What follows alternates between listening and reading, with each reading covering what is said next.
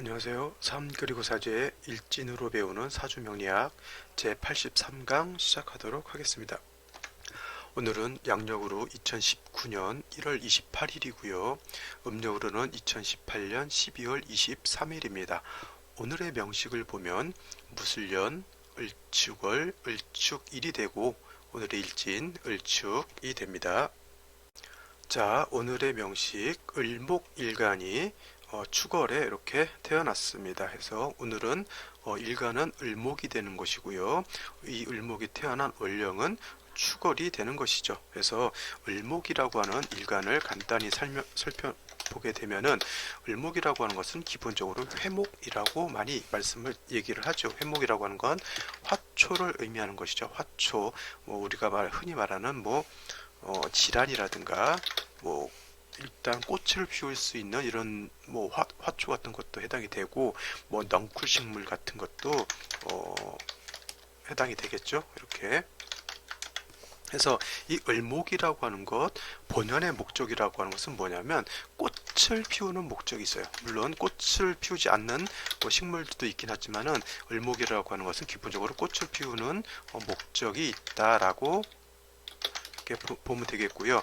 간목 같은 경우, 양목인 간목 같은 경우도 꽃을 피우는 목적이 있고요. 그 다음에 간목 같은 경우는 또 동량지목으로 쓸 수 있는 그런 용도도 있지만 을목 같은 경우에는 동량지목으로 쓰는 그런 용도는 없고 오로지 이렇게 꽃을 피우는 목적이 있다라고 생각을 하시고요. 꼭 굳이 꽃을 피우지 않는 그런 화초 같은 것도 있죠. 약초 같은 것도. 근데 그게 모르긴 몰라도 꽃을 피우는 경우가 좀 왕왕 있습니다. 저도 선인장 같은 거는 꽃이 안 피는 줄 알았어요. 근데 선인장도 꽃이 피고요. 그 다음에 제가 보면서 또 놀란 건 뭐냐면 그 소나무 있죠. 소나무 꽃도 이렇게 핀 거 보면은 되게 이쁜 것들이 의외로 많습니다. 그래서 인터넷 한번 뒤져보세요. 그래서 선인장꽃 내지는 소나무꽃 이렇게 치면은 그 영상들이 이렇게 나오는데 의외로 이렇게 멋있는 꽃들이 되게 많이 있습니다. 그래서 을목이라고 하는 것, 꽃을 피우는 목적, 그 다음에 꽃을 피우지 않는다 하더라도 그 을목으로서 이게 이쁘게 이렇게 자라나는 그런 화초가 아니라 그냥 식물들 많이 있잖아요, 그죠? 그렇게 생각하시면 되고요. 간목하고는 달리 이 을목은 아무리 왕하더라도 동량지목의 용도는 없다 이렇게 생각하시면 되겠습니다. 의 용도는 없다 이렇게 생각해 주시면 되겠어요. 자, 그러면 화초라고 하는 것, 을목이라고 하는 것은 스스로 기운을 발산하는 거예요. 그렇죠? 자신의 기운을 양분을 뿌리로부터 이렇게 양분과 수분을 빨아들여 가지고 그걸 겉으로 이제 발산을 하게 되면 그것이 이제 꽃몽우리를 피울 수도 있고요. 그다음에 그게 좀 더 잘하면 꽃을 활짝 피우게 되겠죠. 해서 이 을목이라고 하는 것은 자기 어떤 기운을 발산하기 위해서 반드시 필요한 게 두 가지 요소가 있어요. 물론 세 가지로도 볼 수도 있지만 가장 중요한 건 화의 기운이라고 하는 게 있어야 되는 것이고요. 그 다음으로는 수의 기운이라고 하는 게 있어야 됩니다. 물론 여기서 또 토도 당연히 있어야 되겠고요. 금도 당연히 있어야 되겠죠. 일간이 약하면 당연히 목도 있어야 되겠죠. 이렇게 보면 이제 오행이 다 필요한 건데 가장 중요한 것은 목금 약간 토라든가 금이라든가 이 목이라고 하는 것은 약간 부차적이에요. 가장 중요한 건 화가 있어야 되는 것이고요. 그 다음에 또 한 가지는 수가 있어야 됩니다. 나머지는 좀 없더라도 상관이 없지만 화가 없는 꽃은 없을 것이고요. 물이 없는 식물은 또 존재할 수가 없겠죠. 그래서 이거는 비단 목뿐만 아니라 모든 만물이 마찬가지일 거예요. 사람도 마찬가지고 동물도 마찬가지고 식물도 마찬가지고 화가 있어야 되는 것이고요. 그 다음에 먹는 물이 있어야 되는 것이죠. 우리 지구상에 사는 모든 생명체는 뭐예요? 태양빛이 없으면 절대적으로 살 수가 없습니다. 태양빛이 만약 없다라고 하면 어떻게 돼요? 지구가 얼어버립니다. 저기 태양계 속에 수금지역, 목토, 천해명 이렇게 돼 있잖아요. 그래서 태양빛이 어느 정도 영향력을 미칠 수 있는 부분은 이렇게 태양과 지구보다 좀 더 가까운데 너무 뜨겁고 태양보다 좀 멀리 떨어져 있는 데는 춥게 되는데 명왕성이라든가 천왕성 이렇게 가면 어떻게 돼요? 거기는 모든 만물이 얼죠. 그런 데서 어떻게 어떤 생물이 살 수가 있겠어요? 절대 살 수가 없죠. 그죠? 그 명왕성이나 천왕성 같은 경우는 화기가 너무 부족한 것이고요. 아니면은 이제 또 수성이라든가 뭐 금성 같은 데는 어떻게 돼요? 태양하고 너무 가까이 있죠. 가까이 있으면 어떻게 돼요? 화가 너무 치열하죠. 그러면 너무 뜨거워도 이게 생명체가 살기가 힘들겠죠. 물론 뭐 그렇게 뜨거운 곳에서 이제 사는 뭐 생명체도 뭐 찾아보면 없진 않겠지만 그래도 일반적으로 우리가 태양계 속에서 그다음에 지구라고 하는 이런 별 속에서 생존하려고 하면 모든 만물 수하고 화하고 적절하게 잘 조화가 이루어져야 되겠죠. 이것을 갖다가 우리가 뭐 주역 같은 데서는 수화기제라고 합니다. 그래서 수하고 화하고 적절하게 조화가 이루어지는 것을 수화기제라고 하는 것이고요. 이거 반대말로 수화미제라고 하는 게 있습니다. 이것은 수화가 서로 조화가 잘 이루어지지 않은 것을 이렇게 말합니다. 수가 너무 왕하게 되면 어떻게 돼요? 모든 만물은 얼게 돼 있고요. 화가 너무 치열하게 되면 어떻게 돼요? 모든 것이 말라 비틀어지겠죠. 우리나라 여름과 겨울을 생각하시면 될 거예요. 여름 같은 데는 너무 뜨겁죠. 작년 여름, 재작년 여름 굉장히 더웠습니다. 진짜 에어컨 없이는 살 수 없을 정도로 굉장히 뜨거웠던 기억이 나고요.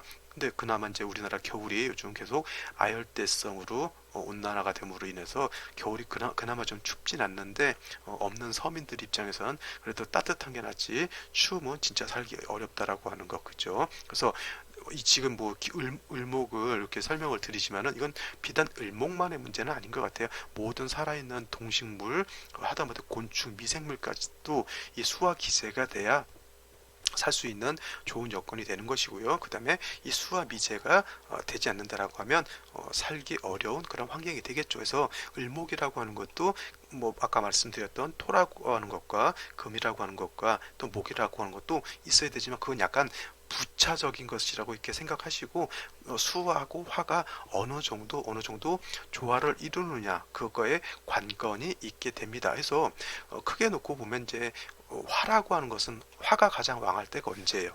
4월, 5월, 미월이 이 화가 가장 왕할 때입니다. 이때는 화라고 하는 것 자체가 충분히 있어요. 충분히 있는 정도가 아니라 너무 많이 있게 되겠죠. 여기다 예를 한번 이렇게 써놓을게요. 이제 5월이라고 이렇게 보면 되겠죠. 이 5월이 이렇게 되면 양이 가장 극성한 때에 해당이 되죠. 그래서 이때는 어떻게 생각하시냐면 저기 우리나라 뭐 한 35도, 뭐 40도 이 정도까지 아니면 저기 유럽 중동 지역 이쪽 뭐 낮 기온이 막 40도 이상씩 올라가는 그런 걸 생각하시면 되는 거예요. 자, 화가 지지에만 있는 것보다 천간으로 이렇게 투출하게 되면은 이 화는 더 왕해지겠죠. 그래서 이렇게 되는 것이 을목이 5월에 태어났을 때는 화가 굉장히 왕할 때예요. 그래서 이럴 때 바깥에 산을 본다든가 하면 어떻게 돼? 비가 오지 않으면 모든 식물이 다 축축 처지고 땅은 갈라지게 되고 모든 것이 너무 염려하기 때문에 다 말라 죽게 되죠. 해서 이런 경우에는 뭐가 있어야 되냐면 반드시 아까 말했던 수라고 하는 게 있어 주어야 이 사주가 국세를 갖추게 되는 것인데 5월에 이렇게 화가 왕할 때는 5월에 이렇게 왕할 때는 수가 이렇게 딱 딸랑 뭐 한 점 내진 이렇게만 있게 되면 어떻게 돼요? 이거를 명리용어로 뭐라 그러냐면 독수오건이라고 해요. 아니면 적수오건이라고도 표현을 합니다. 독수나 적수나 뭐예요? 적자 물방울 적자죠. 한 방울의 물방울이라는 뜻이고요. 독수라고 하는 것도 뭐 예를 들어서 많은 물은 아니겠죠. 조금에 있는 물인데 오건이라고 하는 것은 뭐냐면 홀로 이게 작은 물이겠죠. 독수가 벗겨지고 마른다는 얘기예요. 쉬운 말로 너무 여름 같은 때 30도만 넘어가도 아스팔트 같은 경우는 어떻게 돼요?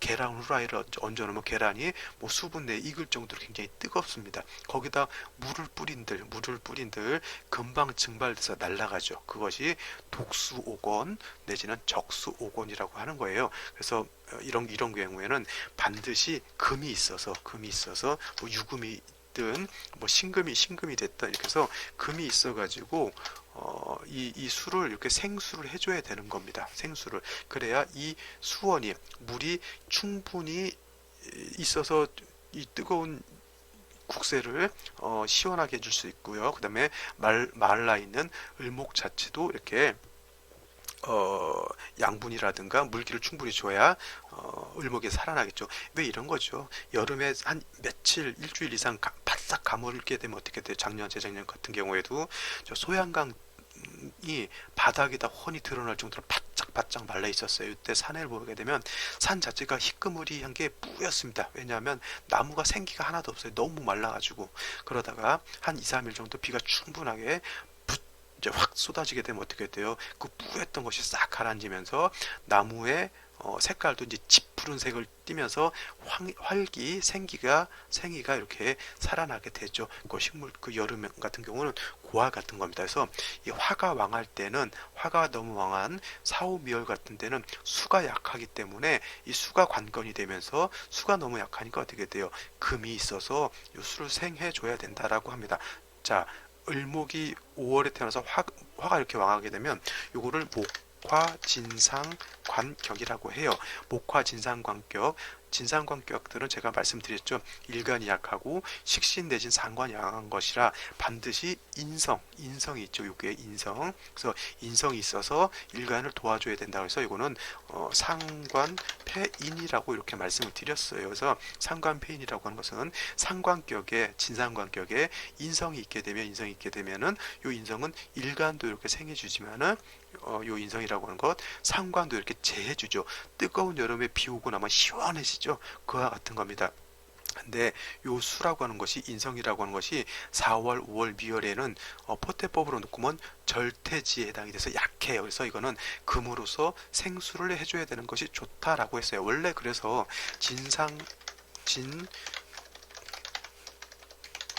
진상관격은 원래는 관불견이라고 했어요. 관불견. 관성을 보지 말아야 된다라고 하는 것이 통칭적인 원칙적인 이론이 되는 것인데, 두 가지의 경우에는 관불견이 아니라 관위유라고 해서 이런 관성이 필요하다라고 하는 것이 상관격이 두 가지가 있습니다. 그게 어떤 거냐면 지금 말씀드렸던 목화진상 관격이 해당이 되고, 하나는 금수진상 관격이 해당이 됩니다. 왜냐하면 이것은 둘 다 뭐 때문에 그러냐면 이건 조후에 관련이 있는 거예요. 자, 원래는 이게 목과 진상관격이 관을 보게 되면은 극설규집이 될 수가 있는데, 수가 있게 되면은 극설규집이 되는 게 아니라 이 관성이라고 하는 게 수를 생해줘서 조우를 할 수 있도록 도와주는 겁니다. 그죠? 예를 들어서 이게 이렇게 되지 않고 이렇게 되지 않고 이런 경우가 있죠. 신금이 예를 들어서 해월에 태어났다라고 보자고요. 그러면 이거는 뭐가 되는 거예요? 해월에 태어나겠다. 이거는 금수진상관격의 관성이라고 하는 건 뭐예요? 되게 관성이라고 하는 것은 이때는 뭐 병화를 의미하겠죠. 관성. 그죠?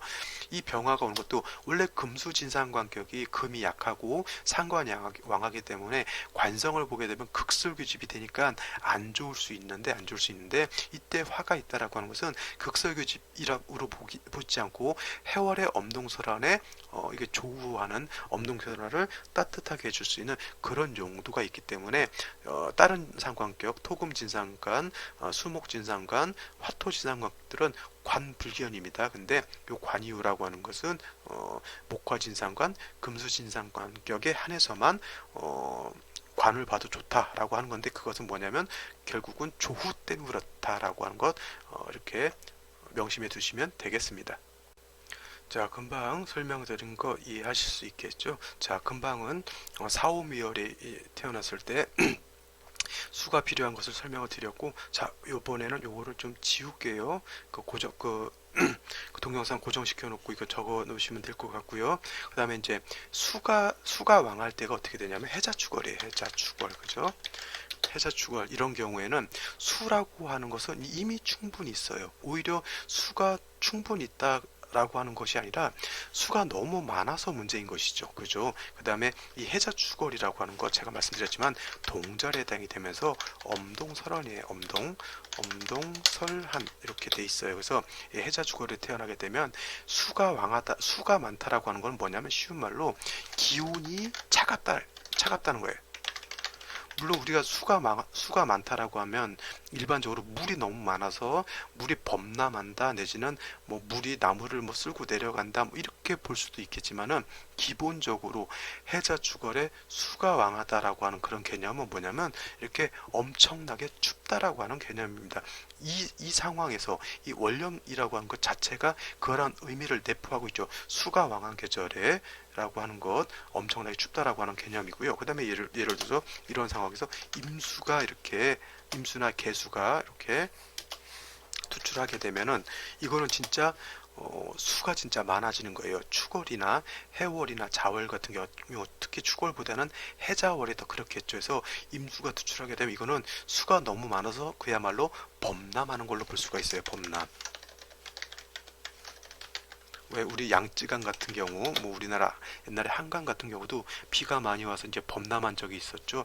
해저축월에 수가 왕한 때 월령에만 있을 때는 범람한다고 보지 않아요. 그냥 기온이 차갑다 이렇게 놓고 봐야 되는데 해저축월에 이게 임수가 투출하게 되면 이거는 범람하는 걸로 놓고 볼 수가 있고요. 임수는 투출하지 않았는데 개수만 이렇게 투출했다라고 하면 개수는 왕하더라도 범람하고 그러진 않아요. 근데 개수는 한습하다 그랬죠. 한습한 수이기 때문에 이거는 기온을 예를 들어서 해자축과 기온이 10도, 영하 10도였는데 개수가 투출하게 되면 영하 20도, 30도까지 기온이 급강한다라고 이렇게 생각하시면 될 거예요. 이러한 해자축월에 을목이라고 하는 그것도 꽃을 피우는 목적이 있는 이런 을목이 꽃을 피우려고 하는데 이렇게 수가 왕해서 한기가 너무 심하게 되면 어떻게 돼요? 꽃을 피울 수가 없게 되는 것이죠. 자, 요거의 이해를 돕기 위해서 요 그림을 한번 보여드릴게요.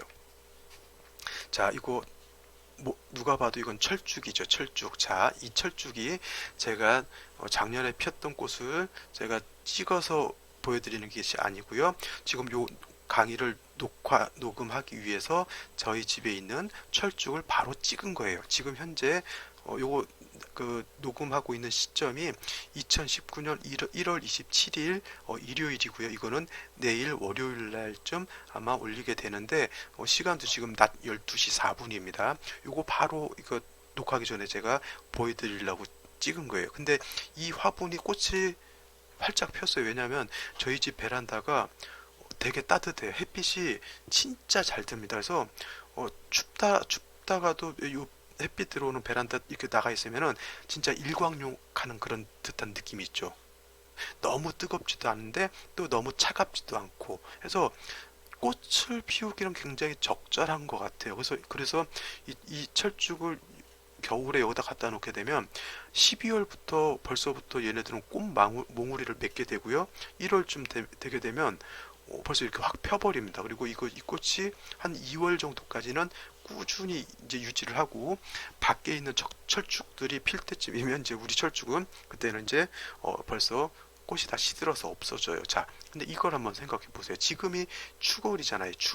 축월에 만약 이 철쭉들이 지금 밖에 있다라고 생각을 해보시면은 이 철쭉들이 지금 필 수가 없겠죠. 왜냐? 수기가 왕하다라고 하는 건 뭐예요? 한기가 극심하다 그랬죠. 굉장히 춥습니다. 근데 이러한 꽃들이 만약에 예를 들어서 물을 더 끼얹으면 어떻게 돼요? 눈이 더 온다거나 뭐 서리가 더 내린다거나 아니면 진짜 여기다 나무에다가 이 추운 바깥에 있는 데다 물을 뿌리게 되면 어떻게 돼요? 나무가 이제 썩습니다. 썩어. 뿌리가 얼게 되겠죠. 줄기도 얼게 되고. 그래서 원래 나무라고 하는 것은 봄, 여름에는 물기를 빨아들이지만은 가을부터는 물기를 더 이상 빨아들이지 않고요. 줄기나 이파리에 있는 것들도 어떻게 돼요? 이파리는 낙엽이 돼서 다 떨어져 나가고요. 그 다음에 줄기에 있는 물들도 이제 뿌리로서 양분을 다 내려보내고 더 이상 줄기로 물을 올려보내지 않아요. 양분 같은 것을. 왜냐하면 가을이 되고 겨울이 되면 나무가 이제 줄기에 아직도 물기가 남아있게 되면 어떻게 돼요? 다 썩게 됩니다. 그래서 지금 산에 나가서 나무 가지를 이렇게 부러뜨리잖아요. 그러면 똑똑하고 잘 부러집니다. 근데 저희 집에 있는 철쭉을 이거 부러뜨리면 부러질까요? 안 부러질까요? 안 부러지죠. 왜냐하면 물기를 머금고 벌써 위로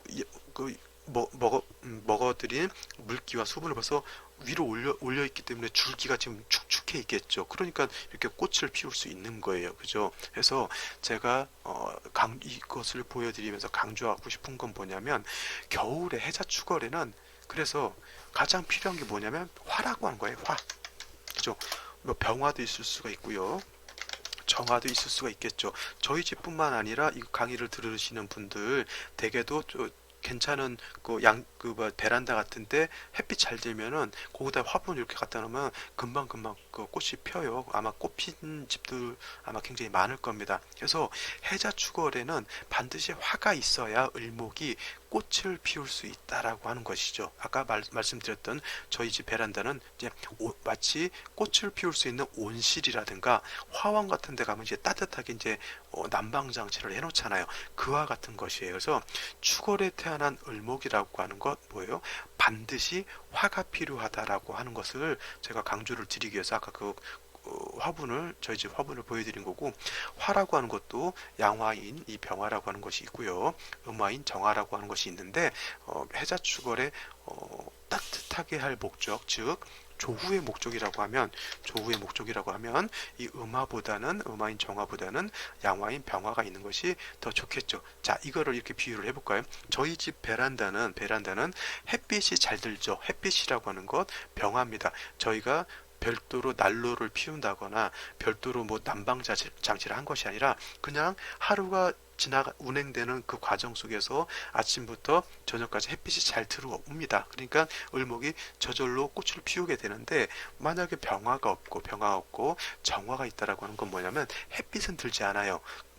겨울에 베란다에 햇빛이 들지 않으면 그 베란다 굉장히 춥습니다. 빨래 같은 거 이렇게 널어놓으면 얼 수도 있어요. 그렇죠? 근데 병화가 없고 정화가 있다라고 하는 것은 거기다가 이제 꽃을 피울 목적으로 이제 여기서 난방 장치를 일부러 더 해주는 거예요. 이제 전기세가 들어갈 수도 있고요. 아니면 이제 화목 난로를 하게 되면 이제 내가 난로도 갖다 비치를 해놔야 되고, 그죠? 이렇게 해야 되는데 이제 신경도 많이 쓰이고 손도 많이 가고 비용도 많이 듭니다. 그 대신에 병화가 있었을 때 햇빛이 들어갈 때는 그런 거 다 필요 없어요. 저절로 이루어지죠. 그래서 반면에 병화가 있다라고 하는 것은 이것을 이렇게 힘들이지 않고 저절로 이루어지는데 정화에 비해서 공력이 훨씬 다 크다라고 하는 개념이죠. 그래서 제가 지금 설명드렸던 것, 화가 왕한 4, 5, 미월엔 수가 필요한 것이고요.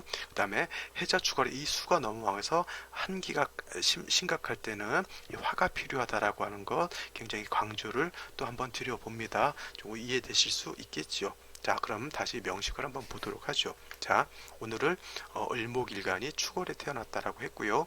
을목이라고 하는 목적, 꽃을 피우는 목적이 있다라고 하는 것 생각해 두시고, 수화기제와 수화미제에 대해서는 설명을 드렸던 거고, 이 축월이라고 하는 것, 자, 엄동설한이고요, 겨울이고요, 뭐라고 그럴까, 기온이 무척 춥다라고 하는 거 이해해 두시면 되겠죠. 그 다음에 을목이 이렇게 축월에 태어나게 되면은, 자, 을목일간은 신에서 포를 일으켜서 축에 이르게 되면 기적으로는 그게 약하진 않아요. 근데 을목하고 이 축월의 토하고 비교를 해보면 을목보다는 축토가 더 왕하게 되겠죠. 그래서 일간에 비해서 토가 더 왕하기 때문에 기본적으로 제다신약하다라고 하는 기본적인 뉘앙스는 일간과 원령을 놓고 봤을 때 알 수가 있겠죠. 근데 오늘의 일진으로 놓고 보게 되면 일간으로는 축토가 있고요. 근데 잘 보세요. 일간보다 원령을 놓고 봤을 때 토가 왕해서 제다신약인데 일지에도 또 축토가 있다라고 하면 어떻게 돼요? 이거는 이제 제다신약적으로 흐름제 굳어져 가고 있는 것이죠. 근데 여기다 대고 연주를 보게 되면 무술토가 또 있게 됩니다. 이렇게 되면 어떻게 돼요? 이거는 이제 완전한 제다신약이 되는 겁니다. 제다신약이라고 하는 것 뭐냐면 재성이 많고 일간은 약하다라고 하는 뜻이죠. 다시, 제다신약이라고 하는 것, 재성은 많고 일간이 약하다. 제다신약, 그죠? 근데 이 뜻은 뭐냐면 재성이 많은 건 많은데 일간이 약해서 재성을 감당하기 힘들다라고 하는 뜻이에요. 다시, 자, 이런 뜻이죠. 제다신약이라고 하는 것은 말 그대로 재성이 많고 일간이 약한데, 그 안에 이면적인 뜻은 뭐냐면 일간이 약해서 많은 재성을 감당하기 힘들다라고 하는 겁니다. 그래서 이 약한 일간을 도와줘야 되겠죠. 그래서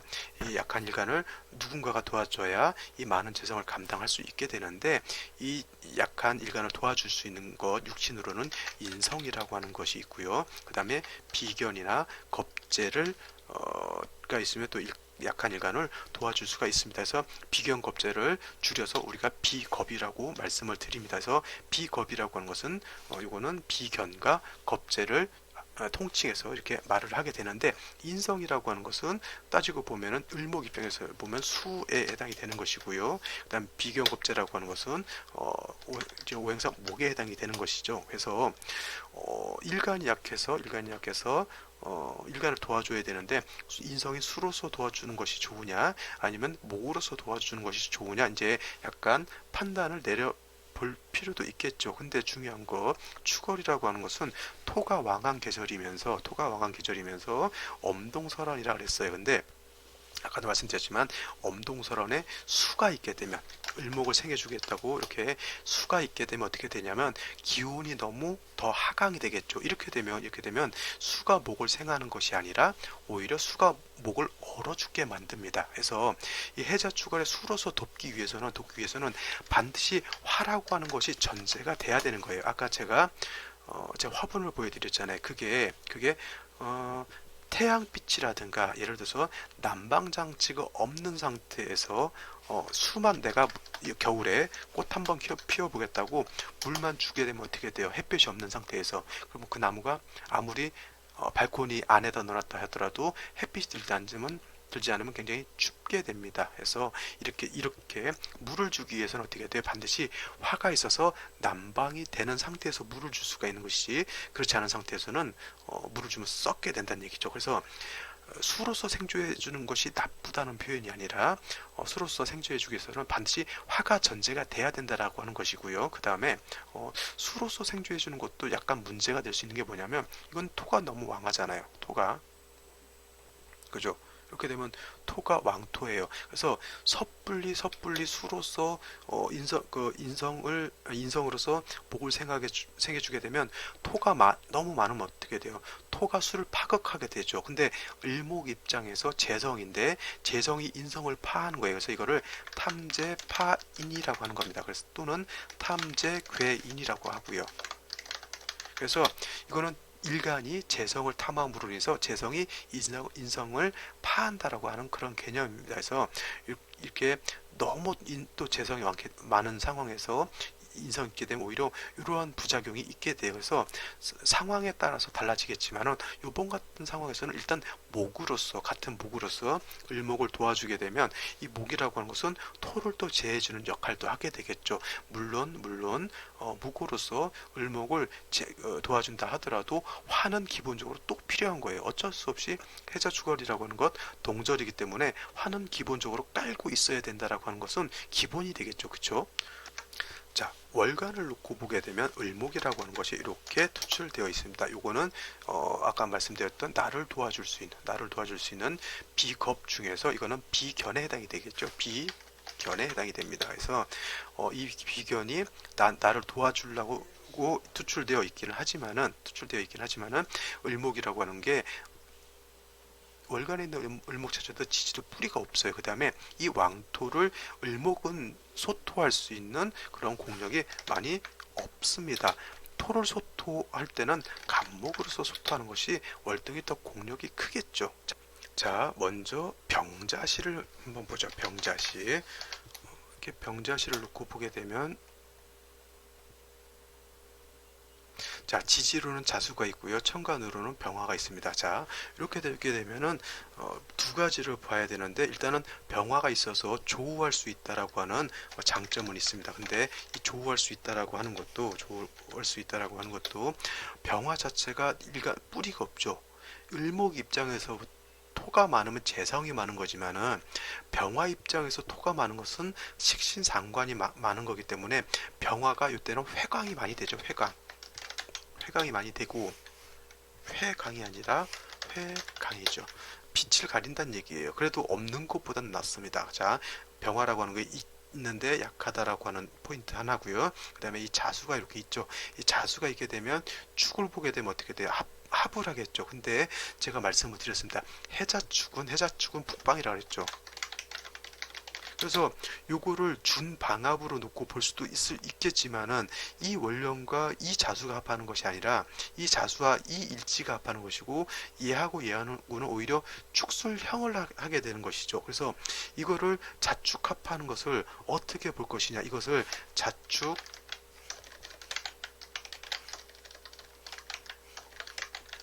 합토로 볼 것이냐, 아니면 자축 준방합을 놓고 봐서 합수로 놓고 볼 것이냐, 요 차이가 있어서 약간 문제가 되는데, 저 같은 경우는 요거를 수로 보시는 것보다는 오히려 이것을 합토로 놓고 보는 것이 더 타당성이 있지 않나, 이렇게 생각이 들어요. 그래서 이거를 자축 합토로 놓고 보게 되면 이거는 자축 합토로 놓고 보게 되면 이거는 기명 종재 격이 됩니다. 이때는 을목이 화를 생하는 걸로 놓고 볼 수가 있기 때문에 이때는 을목이 그게 종재하는데 크게 지장을 주지 않는 걸로 볼 수가 있어요. 근데 이거를 자축 합수로 놓고 보게 되면은 이거는 그냥 내격으로 봐야 돼요. 그래서 이때는 그냥 재다 신약이다 이렇게 놓고 보시면 되겠죠.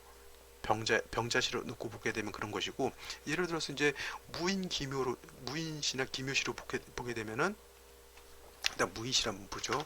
무인으로 보게 되면은, 자, 을목이 인의 뿌리를 줄 수가 있죠. 그 다음에 인중에 있는 병화가 조우도 할 수가 있습니다. 근데 한 가지 문제는 뭐냐면 얘가 다시 또 투출되어 있죠. 그러면 축월에 무술에 축에 무토가 있게 되면 이건 또 어쩔 수 없이 재다신약인 것이죠. 이렇게 듣고 봐도. 근데 이런 경우에는 이렇게 인목이 있게 되면 이거는 종격은 안 됩니다. 그냥 재다신약인 것인데 오히려 병자시로 놓고 봤을 때 자축 합수로 놓고 보는 것보다는 이것도 어차피 자축 합수로 놓고 보게 되면 내격으로 봐야 되는 것이고요. 무인시로 보게 되면 이건 100% 제가 봤을 때는 내격으로 봐야 되지만, 똑같이 내격으로 본다라고 했을 때는 그래도 무인시가 돼서 인목을 뿌리에 두는 것이 훨씬 더 제가 봤을 때는 좀 더 나아 보이는 것이고요. 기묘가 오게 되면 문제는 을목이 묘에 뿌리는 둘 수 있을지언정 이 묘에는 화라고 하는 것이 없죠. 조우가 전혀 이루어지지 않는다라고 하는 그런 단점이 있습니다. 그죠? 다음으로 경진시를 한번 볼까요? 경진시. 이 경진시가 된다고 하면 지지로 또 축토 진토가 들어와 있고요. 천간으로 또 을목이 이렇게 와 있어요. 그러면 이 을목이 아니죠. 경금이죠. 경금이라고 한 것은 목을 파하려고 하겠죠. 물론 을목하고 얘하고 이렇게 합하려고도 할 거예요. 합하려고도. 그래서 이렇게 되게 되면은 저 같은 경우는 이런 경우는 그냥 종재격으로 봅니다. 기명 종재 격으로 이렇게 놓고 볼 수가 있어요. 그래서 이런 경우에는 토로서 얘가 있어서 약간 파격이 되는 그런 뉘앙스가 남긴 하지만, 을목이 뿌리가 이렇게 없는 상황에서는 양간 같으면, 이게 간목 같다고 하면 그래도 여기 진중 개수을목이기 때문에 양간인 무토가 간목 같은 경우는 버티지만, 을목 같은 경우는 그냥 국세가 짜여지면 종하는 걸로 보는 것이 더 타당할 것 같아요. 물론 이것도 내격으로 보는 사람은 내격으로 볼 수 있다라고 하는 것 그냥 이렇게 생각하시고, 이런 거는 뭐냐면 제일 좋은 거는 뭐냐면 그냥 그 임상을 한번 해보면서 검증을 하는 것도 좀 필요할 것 같아요. 다음으로 또 병술시가 된다라고 해도 이때는 저도 이럴 때도 저는 제격으로 볼 수 있다라고 이렇게 봅니다. 병술시가 마찬가지로 다 토죠. 얘가 조우한다고 해서 종제격이 안 되는 게 아니라 토로 종하더라도 겨울이기 때문에 화가 있는 것은 오히려 더 좋아요. 왜냐하면 조우를 해줄 수도 있고요. 결국 이 화라고 하는 것은 뭐예요? 또 토를 생해주는 것이기 때문에 오히려 이 병화가 있는 것이 기명 종제격을 이룰 때도 화가 있는 것은 오히려 더 좋다, 이렇게 말씀드릴 수가 있습니다. 그래서 오늘은 이제 을목 축월생 무술년 을축월 을축일에 대한 명식에 대해서 이렇게 간단히 말씀을 드렸고요. 결국 어떤 오행이 됐건 오늘은 을목이지만 해자 축월에는 반드시 화가 필요하다라고 하는 것, 그 다음에 화가 왕한 사오미월 같은 경우에는 반드시 수가 있어서 도와줘야 된다라고 하는 것. 그 다음에 목화진상관, 그 다음에 금수진상관은 다른 진상관격에 비해서 관을 봐도 나쁘지 않다, 내지는 관을 보는 것이 오히려 더 좋다라고 하는 개념 말씀을 드렸는데, 그것은 왜냐하면 조후라고 하는 개념 때문에 그렇다라고 제가 말씀을 드렸습니다. 자, 오늘은 제가 여기까지 말씀을 드리고, 오늘 저희 집에 있는 철쭉도 이렇게 보여드렸습니다. 명리학이라고 하는 것은 자연의 이치, 자연의 음양오행의 이치를, 자연의 음양오행의 이치를 이렇게 부호화해 가지고 암호화 시켜 넣었다, 이렇게 생각하시면 되는 거예요. 그래서 꼭 이렇게 글자만 가지고, 명리 이론만 가지고 명리를 공부하시는 것도 뭐 이런 좋은 공부가 되겠지만은, 저렇게 자연적인 것, 아까 딱 보면은 철쭉 딱 보는 순간, 아, 겨울에 화가 그래서 필요하다라고 하는 것을 이렇게 좀 깊이 있게 느낄 수가 있잖아요. 그냥 을목이 축월을 표현하면 병화가 필요하다, 정화가 필요하다, 내지는 정화보다 병화가 좋다, 낫다. 이거는 이론적으로 접근하는 것이고요. 아까 제가 말씀드렸죠. 햇볕이 들어오는 것과 내가 난로를 피는 거하고 또 차원이 다르다. 그 다음에 겨울에는 일단 화가 병화가 됐건 정화가 됐건 있어야 된다라고 하는 것을 이렇게 눈으로 이렇게 현상학적으로 보게 되면 명리에 대한 이론이 보다 더 탄탄해질 수 있을 것이라, 이렇게 생각을 해서 제가 이렇게 보여드렸습니다. 그래서 오늘은 여기까지 하시고요.